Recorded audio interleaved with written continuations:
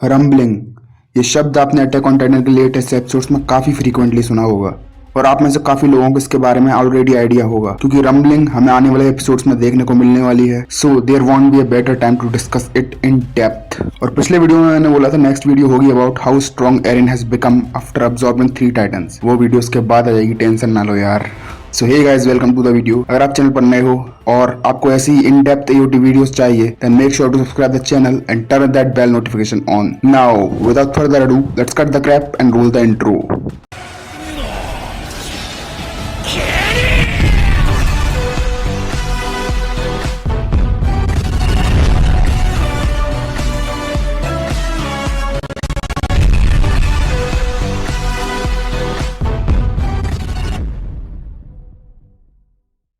Rumbling को अच्छे से समझने के लिए हमें थोड़ा टाइटन्स की हिस्ट्री में जाना होगा। देयर वाज अ टाइम जब सारे के सारे टाइटन्स एल्डियंस के पास हुआ करते थे और एल्डियंस उन टाइटन्स को यूज करके पूरे वर्ल्ड को डोमिनेट किया करते थे और धीरे धीरे उन्होंने लगभग पूरे वर्ल्ड को कॉन्कर भी कर लिया था। फिर मार्ले की लीडरशिप में रेस्ट ऑफ द वर्ल्ड ने फाइट बैक किया और वो 9 में से 8 टाइटन्स को लेने में कामयाब रहे। ये टाइटन्स थे attack titan, female titan, jaw titan, colossal titan, beast titan, armoured titan, cart titan और वॉर हैमर टाइटन। मतलब फाउंडिंग टाइटन को छोड़कर Eldia has lost all the titans. Well the true reason behind this was the king of Eldia himself. King Fritz के ऐसा करने के पीछे 2 reason बताए जाते हैं। The king was concerned about his people. युद्ध के दौरान हुए कत्लेआम का इम्पैक्ट अपने लोगों के ऊपर देखकर किंग फ्रिट्ज ने एक कदम उठाया। Second reason was that he was concerned about preservation of his own bloodline. इनमें से किसी एक रीजन की वजह से किंग फ्रिट्ज ने डिसाइड किया कि वो अपने लोगों को लेकर एक आइलैंड पर चले जाएंगे और शांति से वहां रहेंगे। दैट्स व्हाई किंग फ्रिट्ज ने फाउंडिंग टाइटन की पावर्स यूज की जिससे वो बेसिकली हर एल्डियन को कंट्रोल कर सकते थे। उन्होंने सारे एल्डियंस को एक आइलैंड पर बुला लिया फाउंडिंग टाइटन्स की पावर की हेल्प से, बट इस दौरान कुछ एल्डियंस वहीं रह गए और यही एल्डियंस हैं जो कि आगे जाकर मार्ले के विक्टिम बने। इस तरह ग्रेट टाइटन वॉर का अंत हुआ। उस आइलैंड पर पहुंचने के बाद किंग फ्रिट्ज ने अपने 1 मिलियन लोगों को टाइटन्स में कन्वर्ट कर दिया और उन टाइटन्स से 3 वॉल्स को बनाया जिनका नाम था वॉल मारिया, वॉल रोज और वॉल सीना। और उसके बाद उसने सारे एल्डियंस की मेमोरीज को मॉडिफाई कर दिया फाउंडिंग टाइटन की पावर्स की हेल्प से।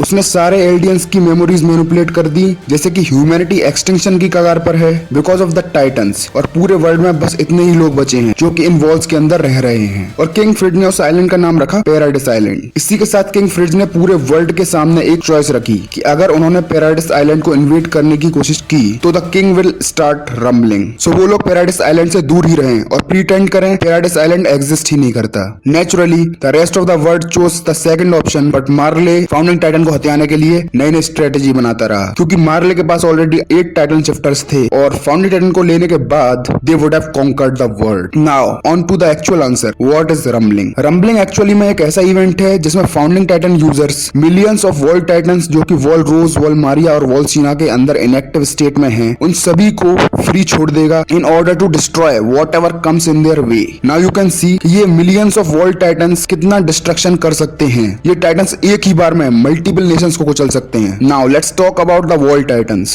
एक्चुअली वॉल टाइटन्स को काफी बार कोलोसल टाइटन से कंफ्यूज किया जाता है but they are not the colossal titans. Wall titans are mindless titans and colossal titan is a titan shifter. Wall titans actually में वही टाइटन्स हैं जो पैराडाइस आइलैंड की वॉल के बाहर कभी एग्जिस्ट किया करते थे but now they are all dead thanks to Levi. Well wall titans के पास कुछ स्पेसिफिक पावर्स हैं जो नॉर्मल टाइटन्स के पास नहीं है, जिनमें से फर्स्ट पावर है इनका size. These titans are huge as compare to the normal titans. मैं यहाँ पर रॉड रीस वाले टाइटन को कंसीडर नहीं कर रहा हूँ बिकॉज वो एक एक्सेप्शनल केस था, तो उसके बारे में हम आगे किसी वीडियो में बात करेंगे। Wall titans are nearly 50 meter tall, मतलब ये सब नियरली कोलोसल टाइटन से बस 10 मीटर छोटे हैं। इसी के साथ ये टाइटन्स बहुत ज्यादा हीट जनरेट करते हैं जिससे कि इनकी बॉडी स्टीम एमिट करती है बट उस अमाउंट में नहीं जितना कि कोलोसल टाइटन करता है। इसके अलावा ये टाइटन्स एडवांस लेवल की हार्डनिंग एबिलिटी को भी पजेस करते हैं। इनकी हार्डनिंग से ही वॉल्स बनी थी। इनकी स्पीड भी काफी अच्छी है जो कि एक घोड़े से भी ज्यादा तेज है thanks for their big feet and they can maintain this speed even in water. I mean वो पानी पर चल तो नहीं सकते हैं but friction created because of the water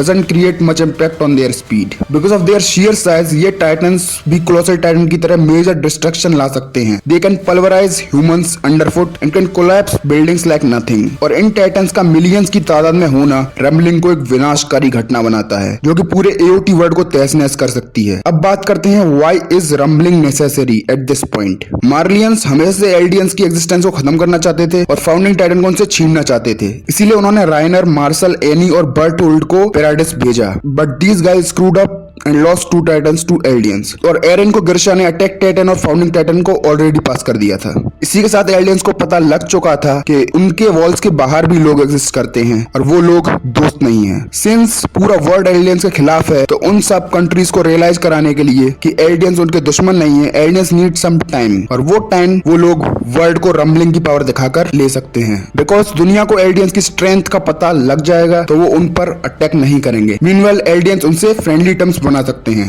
but मुझे नहीं लगता एरन इस रीजन की वजह से रम्बलिंग कराना चाहता है। Now let's discuss what could be possible reasons that Eren wants rumbling. After the Shiganshina breach Eren always had some radical plans. सबसे पहले वो दुनिया के सारे टाइटन्स को मारना चाहता था, लेकिन जब ये रिवील हुआ कि titans are actually normal humans turn forcibly into those mindless creatures और मार्ले इस सब के लिए रेस्पॉन्सिबल है, तो उसका गोल शिफ्ट हो गया मार्ले और बाकी के वर्ल्ड पर। Now he wants to take revenge for his and other Eldians suffering. Deep down Eren को पता है it's a cycle of hatred. पहले एल्डियंस ने टाइटन पावर से पूरे वर्ल्ड को डोमिनेट किया था, फिर मार्ले को टाइटन पावर मिली और उन्होंने एल्डियंस को और आईएमएस से पैराडाइस को डोमिनेट किया, और क्योंकि टाइटन पावर्स फिर एल्डियंस के पास आ गई है तो this cycle of hatred must go on forever. इस साइकिल का अंत करने के लिए आपको एक पक्ष का विनाश करना ही होगा।